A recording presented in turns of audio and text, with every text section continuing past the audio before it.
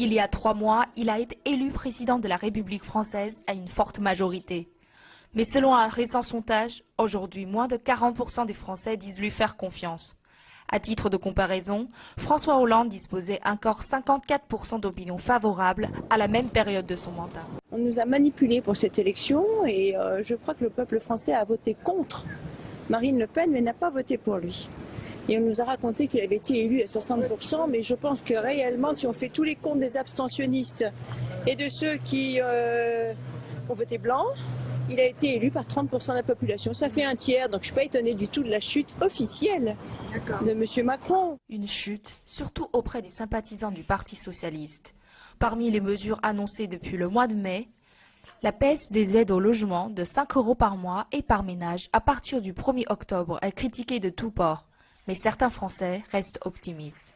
C'est peut-être encore un petit peu tôt pour le déterminer. Maintenant, bon, moi je pense qu'il est jeune, il arrivera peut-être à faire des choses bien, si on lui en laisse les moyens. C'est normal qu'un pays à gouverner c'est compliqué, qu'il se passe beaucoup de choses et qu'il faut lui laisser sa chance, il faut avoir confiance en lui et le soutenir parce que c'est notre président.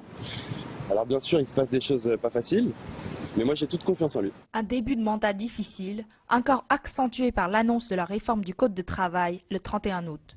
La réforme tente de faciliter le licenciement économique et les départs volontaires.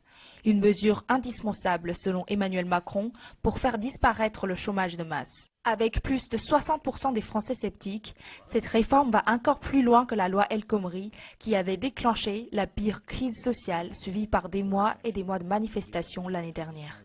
C'est très difficile de réformer la France. Donc il faut une vraie stratégie, une fermeté, une détermination de la part des autorités pour pousser les réformes jusqu'au bout. Il a compris le risque de passer par l'Assemblée car ça susciterait des débats extrêmement longs pendant des semaines et des semaines avec des milliers d'amendements parlementaires. Et donc pour contourner l'Assemblée nationale et les députés, il a choisi de gouverner par ordonnance. Une réforme ambitieuse heurtée à une très forte opposition.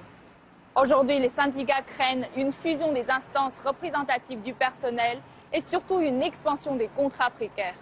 Pour l'instant, le gouvernement montre une attitude ferme face aux inquiétudes alors que les manifestations de grande ampleur sont prévues le 12 et le 23 septembre dans toute la France. Wei Yutian, CGTN, Paris.